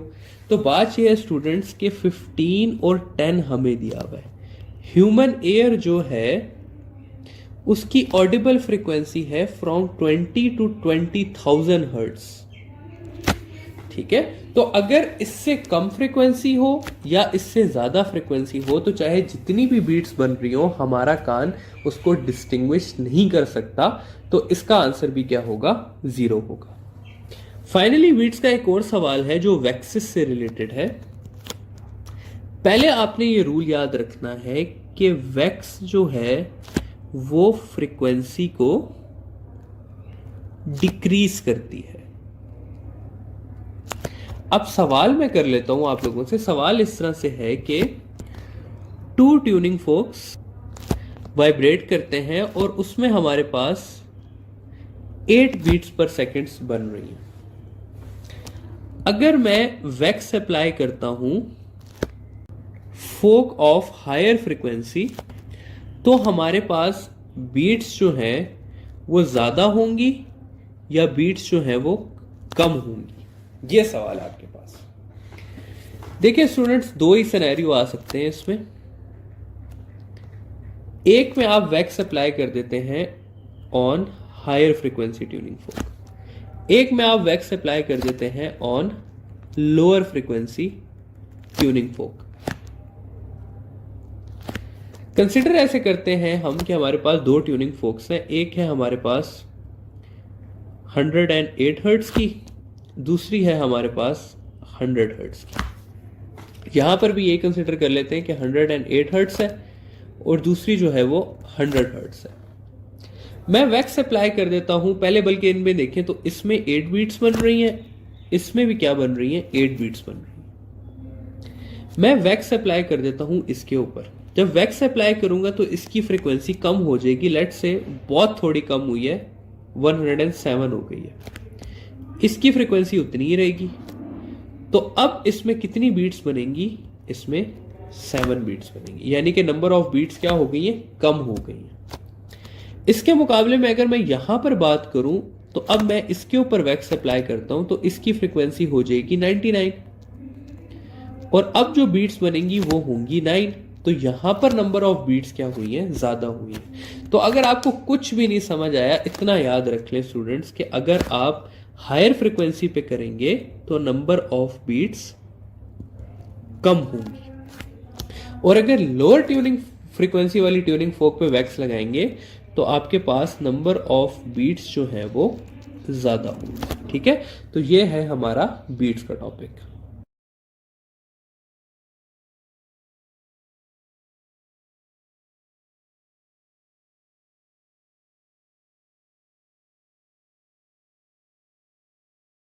टू एनजीकॉन एकेडमी स्टूडेंट्स, और सुपर पोजिशन में जो हमारा लास्ट कॉन्सेप्ट आ जाता है वो स्टेशनरी वेव्स का आ जाता है। स्टेशनरी वेव्स की प्रोडक्शन की कंडीशन क्या है कि हमारे पास सेम फ्रीक्वेंसी हो, सेम वेवलेंथ हो, सेम एम्पलीट्यूड और डायरेक्शन जो है वो ऑपोजिट हो, तो तब हमारे पास क्या बनता है, हमारे पास स्टेशनरी वेव्स बनती है। ठीक है, स्टेशनरी वेव्स जो है वो हमारे पास इस तरह से होती हैं कि लेट्स से अगर मैं एक स्ट्रिंग को लेता हूं तो स्ट्रिंग में इस तरह से वेव गई और फिर वापस इस तरह से आई, तो ये है मेरे पास एक typical picture stationary wave. Stationery waves के बारे में जो है वो ये है कि स्टेशनरी वेव्स वाइब्रेट करती है in the form of nodes and anti nodes. ठीक है, तो थोड़ा सा नोड्स और एंटी नोड्स के बारे में देख लेते हैं। अगर मैं स्टेशनरी वेव्स की बात करूं तो ये जो ब्लू वाले पॉइंट्स हैं ये आपके पास कहलाते हैं नोड्स, जबकि ये जो रेड वाले पॉइंट्स में ड्रॉ कर रहा हूं यहां पे, ये शो करते हैं आपको एंटी नोड्स। ठीक है, तो स्टेशनरी वेव्स वाइब्रेट करती है in the form of nodes और एंटी नोड्स। तो थोड़ा सा हम देख लेते हैं नोड्स वर्सेस एंटी नोड्स को। अच्छा जी, अगर हम नोड्स की बात करें तो नोड्स की डिस्प्लेसमेंट जो है वो आपके पास 0 होती है, जबकि एंटी नोड्स की डिस्प्लेसमेंट मैक्सिमम होती है। अगर हम प्रेशर की बात करें तो प्रेशर नोड्स पे मैक्सिमम होता है, जबकि प्रेशर एंटी नोड्स पे आपका मिनिमम होता है। अगर स्ट्रेन की बात करें, स्ट्रेन एनर्जी की, तो स्ट्रेन मैक्सिमम होता है नोड्स पे और मिनिमम होता है एंटी नोड्स पे। ठीक है, तो ये इनकी कुछ डिफरेंसेस हैं जो आप लोगों को पता होने चाहिए, जिनसे आपसे डायरेक्ट एमसीक्यूज पूछे जाते हैं कि भाई स्ट्रेन नोड्स और एंटी नोड्स में क्या फर्क है। फर्दर अगर बात की जाए नंबर ऑफ नोड्स और एंटी नोड्स की, तो हमारे पास 3 सिनेरियोज हैं। अगर हम स्ट्रिंग को देख लें तो स्ट्रिंग में नोड्स जो हैं वो ज्यादा होते हैं as compare to anti nodes. अगर हम बात कर लें pipe open at both ends की, तो pipe open at both ends में एंटी नोड्स जो हैं वो ज्यादा होते हैं नोड से। और अगर हम बात कर लें pipe open at one and की, तो उसमें जितने नोड्स होते हैं उतने ही हमारे पास क्या होते हैं, एंटी नोड्स होते हैं। अगली चीज जाते हैं और हम जरा सा देख लेते हैं कि path difference between nodes and anti nodes. ठीक है, तो उसके लिए यहां पर एक फिगर बनाने की कोशिश करता हूं। मैं कहता हूं यहां पर हमारा नोड है, ये हमारा एंटी नोड का पॉइंट है, ये फिर हमारा नोड है, ये फिर हमारा एंटी नोड है। अब अगर मैं बात करूं difference between two consecutive nodes के इनके बीच में लेंथ कितनी है, यानी कि टू कंसेक्यूटिव नोड्स के बीच में लेंथ कितनी है, ठीक है, तो ये है हमारे पास लैम्डा बाय 2, ठीक है, क्योंकि अगर ये एक कंप्लीट वेव है तो यहां तक हमारे पास हाफ वेव हुई, तो दो नोड्स के बीच में डिस्टेंस कितना होता है, लैम्डा बाय 2 होता है। अगर हम कहें कि भाई दो एंटी नोड्स के बीच में डिस्टेंस कितना है, तो वो होता है मेरे पास लैम्डा बाय 2। तो चाहे मैं दो नोड्स ले लूं या चाहे मैं दो एंटी नोड्स ले लूं, उनके बीच में डिस्टेंस कितना होगा, लैम्डा बाय 2 होगा। और फाइनली अगर मैं देख लूं यहां पर between consecutive nodes and anti nodes, तो वो डिस्टेंस बनता है लैम्डा बाय 4। तो अगर मैं कहूं कि different distance between two consecutive nodes, तो वो half wave length, distance between two consecutive anti nodes, तो वो भी हाफ वेव लेंथ, और अगर मैं कहूं distance between two consecutive nodes and anti nodes, तो वो बनता है लैम्डा बाय 4, ठीक है। तो ये हो गया आपकी जनरल इंट्रोडक्शन स्टेशनरी वेव्स का। अब हमने पढ़ना है जी स्टेशनरी वेव्स तीन चीजों में।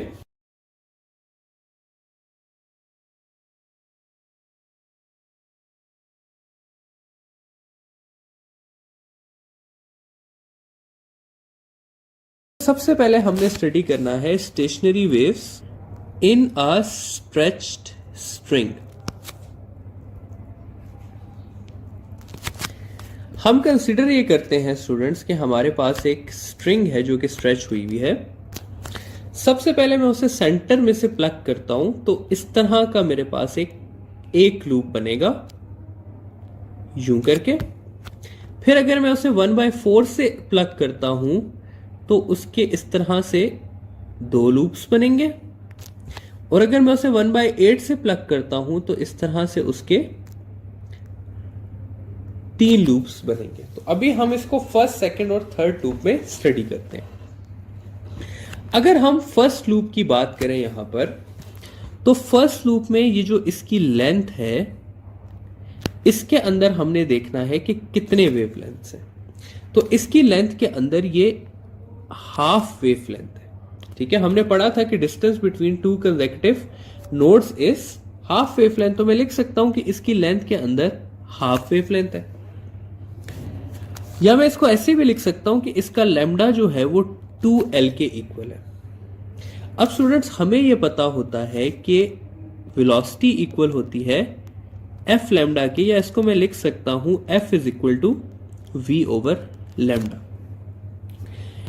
फर्स्ट लूप की फ्रीक्वेंसी हमारे पास कहलाती है फर्स्ट हार्मोनिक फ्रीक्वेंसी,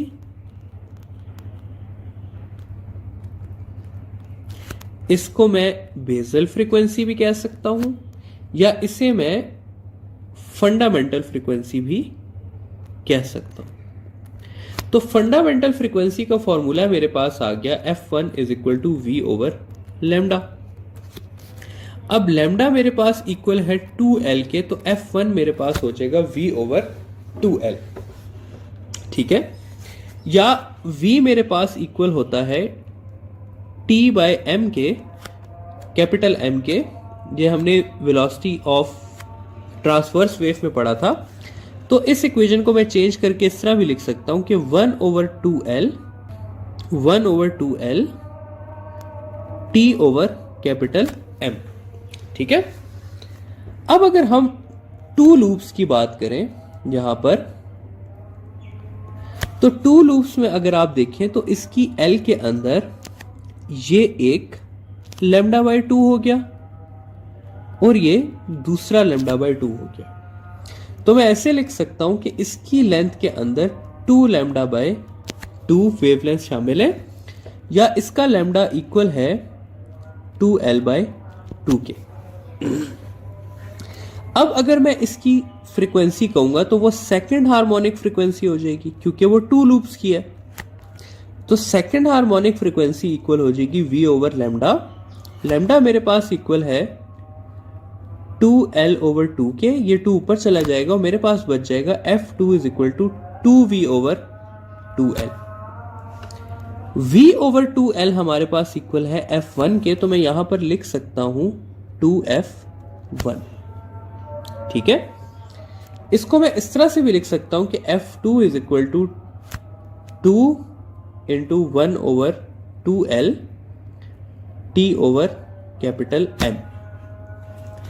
अगर मैं 3 लूप्स की बात करूं तो 3 लूप्स के लिए मैं इस तरह से लिख सकता हूं कि इसकी लेंथ के अंदर यहां पे मेरे पास 3 लैम्डा बाई 2 शामिल है। तो 3 लैम्डा बाई 2 का मतलब है कि लैम्डा हो गया मेरे पास 2L बाई 3। तो थर्ड हार्मोनिक फ्रीक्वेंसी इसकी हो जाएगी F3V ओवर लैम्डा, या मैं इसको लिख सकता हूं 3V ओवर 2L, या 3V की जगह मैं सिंपली लिख सकता हूं 3F1। और अगर मैं इसको इस तरह लिखना चाहूं तो मैं ऐसे भी लिख सकता हूं 3 over 2L T over M। तो अब यहां से स्टूडेंट्स अगर आप लोग देखें तो मैं इस सब की इस तरह लिख सकता हूं कि फर्स्ट हार्मोनिक फ्रीक्वेंसी थी मेरे पास V ओवर 2L के, सेकंड थी 2F1 के, थर्ड 3F1 के। तो nth हार्मोनिक फ्रीक्वेंसी किसके इक्वल होगी? NF1 के, या इसको मैं ऐसे भी लिख सकता हूं NV ओवर 2L के। ठीक है, तो ये फाइनली हमने निकाला कि nth frequency of stationary waves in a string is equal to NF1। तो अगर मैं कहूं यहां पर आप लोगों से सवाल पूछूं कि 20th हार्मोनिक फ्रीक्वेंसी किसके इक्वल होगी, तो वो इक्वल होगी 20V ओवर 2L के। ठीक है, तो इस तरह से आप लोगों को ये आना चाहिए कि किस तरह से हमने इसको डिराइव किया। इसमें जो आपके काम की बात है वो ये लास्ट है कि Fn is equal to NF1। ये अगर आपको आता है तो आपको ये टॉपिक के मेजॉरिटी MCQ आ जाएंगे।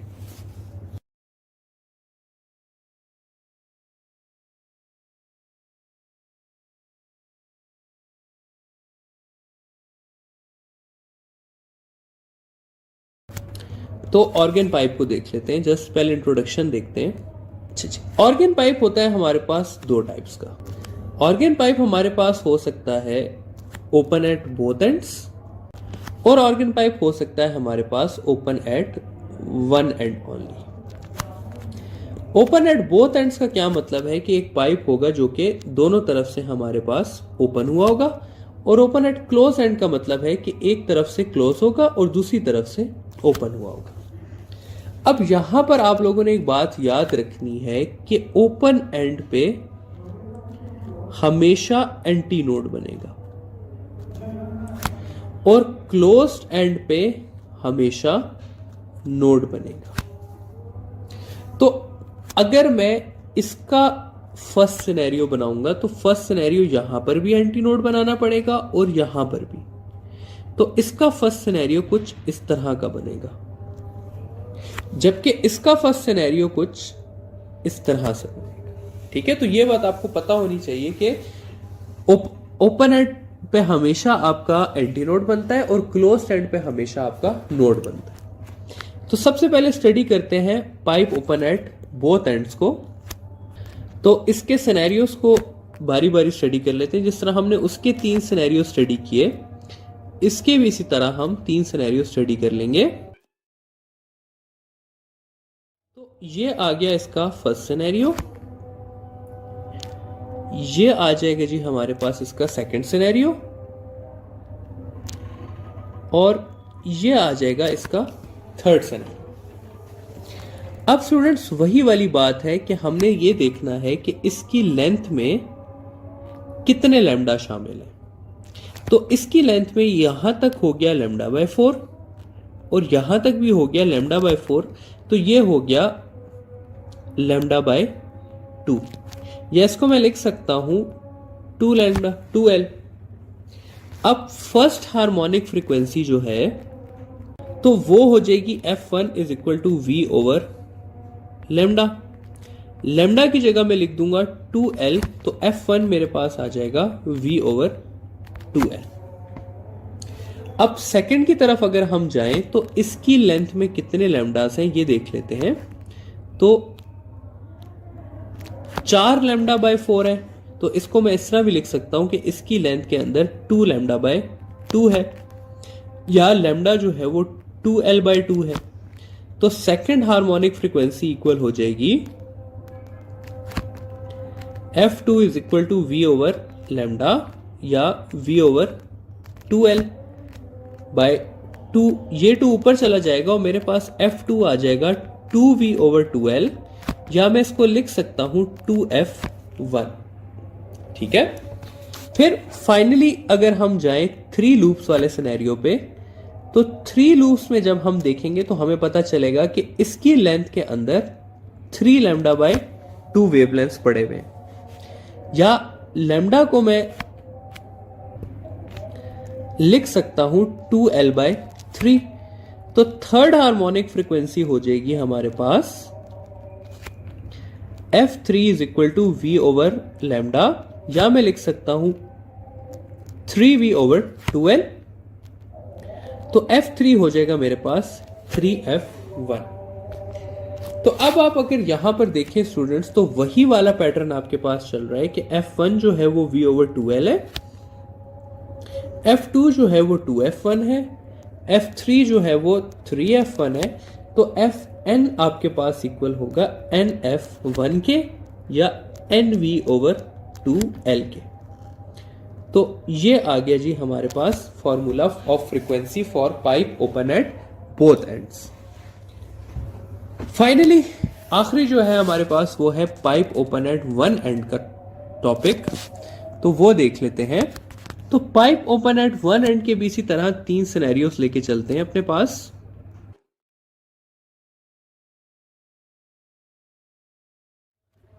फर्स्ट सिनेरियो इसका ये आ जाएगा हमारे पास, सेकंड जो है वो ये आ जाएगा, और थर्ड जो है वो हमारे पास ये आ जाएगा। ठीक है। तो अब हम देखते हैं उसी तरह कि किसकी लेंथ में कितने वेवलेंथ शामिल है। तो यहां से लेकर यहां तक यानी कि एक एंटी नोड है और एक नोड है। तो एक एंटी नोड और नोड के बीच में हमने क्या पढ़ा था, कितना वेवलेंथ शामिल होता है, तो वो होता है लैम्डा बाय 4। ठीक है। या मैं लैम्डा को लिख सकता हूं 4l। अब अगर मैं फर्स्ट हार्मोनिक फ्रीक्वेंसी की बात करूं तो वो इक्वल हो जाएगी V ओवर लैम्डा, या लैम्डा की जगह मैं लिख सकता हूं 4। तो F1 मेरे पास इक्वल है V ओवर 4l के। ठीक है। फिर अगर सेकंड सिनेरियो को हम देख लें, तो सेकंड सिनेरियो में अगर आप देखें तो 1 2 3, तो ये लैम्डा बाय 4, ये लैम्डा बाय 4 और ये लैम्डा बाय 4। तो इसकी लेंथ में कितने शामिल हैं, 3 लैम्डा बाय 4, या लैम्डा को मैं लिख सकता हूं 4l ओवर 3। तो इस तरह से सेकंड हार्मोनिक फ्रीक्वेंसी हमारे पास इक्वल हो जाएगी V ओवर लैम्डा, या मैं लिख सकता हूं 3V ओवर 4l, या F2 को मैं लिख सकता हूं 3F1। फिर फाइनली थर्ड सिनेरियो को अगर हम देखें तो 1 2 3 4 5, तो ये लैम्डा बाय 4, ये लैम्डा बाय 4, ये लैम्डा बाय 4, ये लैम्डा बाय 4 और फाइनली ये लैम्डा बाय 4। तो इसकी लेंथ में कितने लैम्डा बाय 4 शामिल हैं, 5 लैम्डा बाय 4, या लैम्डा को मैं लिख सकता हूं 5l bye 4, sorry 4l bye 5। तो थर्ड हार्मोनिक फ्रीक्वेंसी हो जाएगी V ओवर लैम्डा या 5V ओवर 4l, या F3 को मैं लिख सकता हूं 5F1। तो यहां पर देखिए स्टूडेंट्स क्या पैटर्न चल रहा है, यहां पर यह पैटर्न चल रहा है कि F1 जो है वो V ओवर 4l है, F2 जो है वो 3F1 है, F3 जो है वो 5F1 है, F4 जो होगा फिर वो 7F1 होगा, F5 जो होगा वो 9 होगा। तो इस सब की जगह मैं लिख सकता हूं कि Fn आपके पास होगा 2n-1 इंटू F1। ठीक है। या मैं लिख सकता हूं 2n-1 V ओवर 4l। तो ये आ जाता है फाइनली आपके पास frequency for pipe open at one end. अब इस सब को समराइज करते हैं। समराइज करने के लिए तीनों चीजें जो हैं वो आपके पास ड्रॉ कर लेता हूं मैं। सबसे पहली चीज होगी आपके पास स्ट्रिंग, सेकंड चीज हो जाएगी आपके पास pipe open at both ends, और थर्ड चीज हो जाएगी आपके पास pipe open at one end. ठीक है, तो इन सब के बारे में देख लेते हैं कि क्या है क्या नहीं है। सबसे पहले बात करते हैं फंडामेंटल फ्रीक्वेंसी या फर्स्ट हार्मोनिक की। तो वो इसकी इक्वल है V ओवर 2L के। अगर Fn की बात कर लें nth हार्मोनिक फ्रीक्वेंसी की,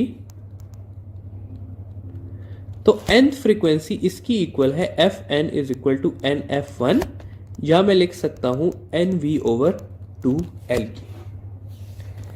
अगर हम pipe open at both ends की बात कर लें तो इसकी F1 इक्वल आ जाएगा मेरे पास V ओवर 2L के, और Fn इक्वल आ जाएगा NF1 के या फिर NV ओवर 2L के।